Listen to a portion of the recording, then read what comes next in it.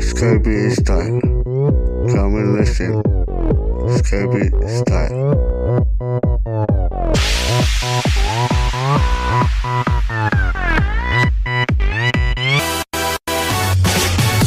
Uno waa ka helay quruxdaada, yaa tali waa mid istayle. Yarta dhuumana dheer waa ka helay, yarta dhuumana dheer waa ka yaabay. Markaad ku arkay anigu waan ahaaday, inaad dayma tahay waan ku fiiray. Kaalay hayga dheeraan ee ila dheer.